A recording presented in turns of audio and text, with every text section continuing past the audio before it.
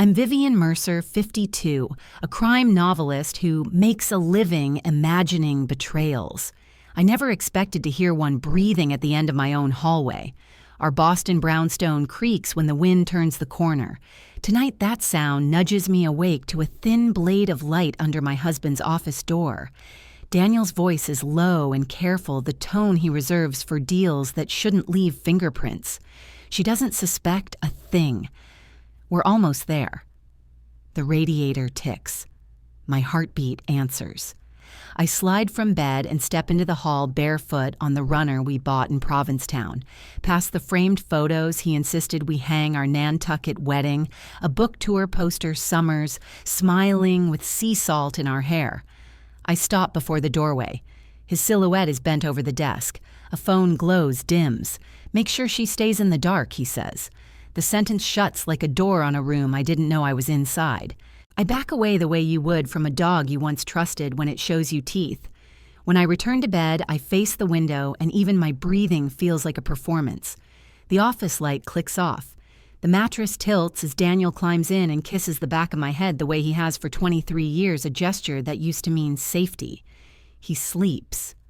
I don't. I inventory what's real cedar from the closet. The city's faint hum, the nick in the baseboard I keep meaning to touch up. The world looks the same and isn't. In my books, a true story twist doesn't scream. It rearranges the furniture. At dawn, he'll drink coffee black, ask about my deadline, and button the same charcoal suit. I will smile, ask nothing, and let him believe I'm exactly where he wants me comfortably in the dark. But I make a private promise as the sky lifts from gray to pale blue, I will learn how to see. And when the light finally fills this house, he won't be the one turning it on. Morning arrives like habit. I set the kettle on grind beans and listen for Daniel's steps descending with the same measured cadence as always. I hand him his mug and watch his shoulders loosen at the first sip. "Big day," I ask, turning to the counter so he can't read my face in the glass of the cabinet door. "Budgets," he says. "Nothing you'd find interesting." I unlock my phone. I have never been the one to open our banking app. That job belonged to Daniel, wrapped in the ribbon of trust. Numbers bloom on the screen, balances, deposits, and then a tidy column of withdrawals that narrows my breath. 800, 1100, 950. 3 months of bleed that pretends to be random. "These restaurants," I say, lightly tapping my screen, "trying new places without me." He chuckles, easy, familiar. "Client dinners, small stuff." I should have mentioned it. Should you? I lift my mug and taste the bitterness. Any worth recommending? Not really. He checks his watch, kisses the top of my head, and takes his briefcase. The door closes with its confident click. The house exhales. I sit in his chair, the leather still warm, and export statements, label screenshots, and save PDFs to a folder with a dull name that won't draw eyes. The work steadies me. Truths don't always arrive as confessions. Sometimes you build them like scaffolding and climb. I move through the rooms on quiet feet, noticing everything I've ignored, where he leaves his keys, which drawer holds chargers, the empty square on the desk, where his phone usually rests. I am not searching for a smoking gun. I'm mapping a routine. By noon, the kettle's gone cold. I reheat it and stand at the window as a delivery truck idles as a neighbor walks a dog in a small blue sweater. Ordinary life continues with irritating confidence. Mine has shifted a degree, almost invisible unless you're living inside it. I close the banking app and whisper to an empty room, noted. The word tastes like steel. It isn't proof yet, but it's a beginning. Rain needles the windows that night, the kind that turns a city into a mirror. Daniel loosens his tie at the door and kisses me in that distracted way that leaves no trace. We eat roasted salmon and broccolini, a dinner he used to praise. Tonight he says good and scrolls the market close on his phone. When he rises for a shower, I stack plates by the sink. His phone remains on the table screen, dark. He never leaves it behind. Tonight it looks abandoned or bait. The pipes begin to sing upstairs. I wait until the water settles into a steady roar, then sit in his chair and tap the screen. No passcode. The blaze of light makes my eyes sting. There's the usual static calendar reminders, basketball scores, a thread about a colleague's retirement cake. Then a number with no name. I open it. Send her the Lynbrook files. Make sure she stays in the dark. I read it twice, then again, as if repetition could change the meaning. Her could be anyone, but the word finds its target like heat-seeking metal. I scroll up. The thread is all business, sparse and cool. No photographs, no gossip, only tasks, deliver, confirm, proceed. I relock the phone and set it exactly where it was aligning its edge with the grain of the table. In the kitchen, I run cold water until my skin wakes up. When Daniel comes down, hair-damp cedar shampoo trailing him, he smiles. Everything okay? Fine, I say. Just tired. We turn out the lights. In the dark, I listen to his breathing lengthen. Strategy, I think. Not an affair. A plan. I picture a file labeled Lynbrook and a road paved just for me to walk off the cliff. In the morning, I will make a call I've been avoiding for a year. And if there's one thing I've learned from writing endings, it's that survival belongs to the character who moves first. The taillights of Daniel's sedan vanish around the corner before I dial. Vivian Harper Lane sounds exactly as she did the last time we spoke, smart, steady, allergic to panic. It's not social, I say, pacing the kitchen. I give her the midnight hallway, the withdrawals, the Lynbrook text. I keep my voice flat so I don't break it. She listens, pen scratching, then asks the only question that matters. How much are we protecting? Just under $500 million, I say. The house, royalties, investments. Silence, then steel. We move now. Irrevocable trust in your name. We retitle the brownstone root royalties to a private holding and retitle investment accounts. It's legal and it's smart. Waiting is the risk. Do it. The next 72 hours are a blur, sharpened by signatures. Harper arrives with a leather briefcase and an associate who seems born in a suit. We call custodians transfer titles, amend beneficiary designations and file notices. Each time my pen hits, paper armor settles over bone. I sleep in fractions. Harper doesn't sleep at all. On the third evening, I'm tucking the final documents into a plain gray folder when I hear Daniel's key. He steps in with takeout and a smile practiced to look spontaneous. Tie perfect, I say, taking the bag. The trust papers wait in Harper's safe. My face offers nothing. We eat on the sofa and he recounts a harmless meeting, all golf metaphors and weather. I match his small talk beat for beat, a duet of nothing. He has no idea the ground has shifted under his feet. After dinner, he rinses containers while I wipe the table. Our hands almost touch over the recycling bin. Neither of us flinches. Later, he sleeps easily. I don't. I lie awake feeling the shape of the fortress we built around my life. It isn't victory. It's oxygen. Tomorrow will come.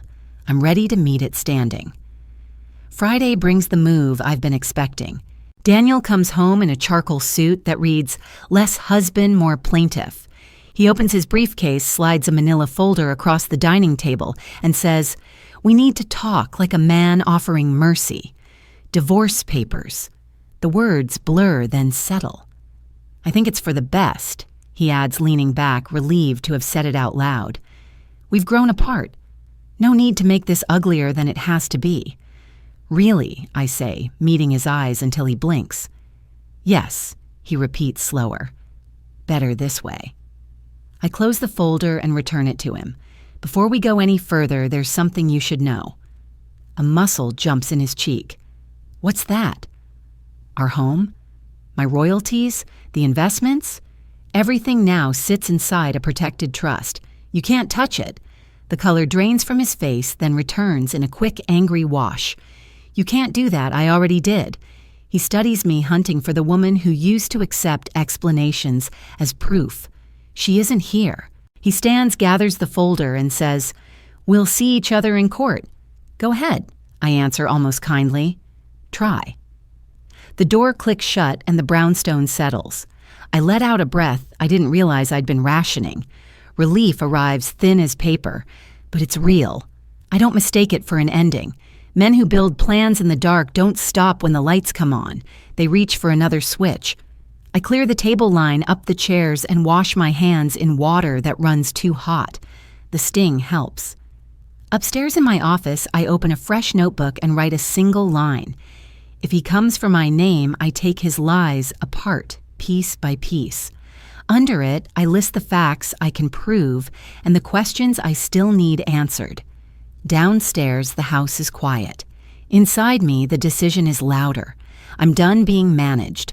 Now I manage the terms. 3 days later, it shifted from legal to personal. At my publisher's office, I noticed conversations dying mid-sentence as I walked by. Colleagues who usually stopped to chat about books or travel suddenly found urgent emails. By mid-afternoon, Claire, my assistant, stepped in, holding a printout with both hands. "You need to see this," she said. It was from an online finance forum. The headline, "CFO hides funds during divorce using company money." The post was vague, but the comments had teeth. One read, "I know who it is. Vivian Mercer. Check her accounts." I set the page down slowly. Daniel. I said the name like a pinched nerve. Claire's voice was careful. "If this spreads, it could hurt your reputation, even if it's all lies." "Leave it with me," I told her, folding the page and slipping it into my bag. That evening, Harper's office light spilled across the sidewalk. I placed the printout on her desk. She read it, then looked up, eyes narrowing. "He's trying to corner you," she said. "Pressure you into settling by threatening your career. It's a classic tactic." "I'm not settling." She leaned back, considering. "Then we counter. Cease and desist first. If he pushes, we sue for defamation." Her certainty steadied me. Driving home, I let the wind rush through the cracked window. Daniel wanted me rattled. He thought I'd trade the fight for quiet. But he didn't understand. Quiet isn't surrender. I parked in front of the brownstone and sat in the dark for a long minute. He'd drawn the battle line wider into my public life. Fine. That just gave me more ground to win. The paper in my bag felt heavier than its weight. It wasn't just evidence of his malice, it was proof that he believed I'd break. And nothing hardens my resolve faster than someone betting I won't last the distance. Tuesday brought Harper's next call. "Come in," she said. Her tone told me this was no update. It was escalation. When I walked into her office, the blinds were half drawn. A thick file sat open on her desk. "Daniel's filed a lawsuit against you," she said. "Claims you illegally moved marital assets. And he's not alone."